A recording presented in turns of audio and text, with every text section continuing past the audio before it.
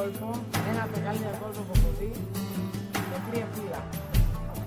Τώρα θα πάρουμε τον άσο μπαστούνι, θα το βάλουμε εδώ. Θα πάρουμε έναν δεύτερο άσο μπαστούνι και το βάλουμε εδώ και ένα λίγο μπαστούνι εδώ. Και τώρα θα βάλουμε τα δύο μπαστούνι, το βάλουμε και το βάλουμε εδώ κάτω. Μετά το ένα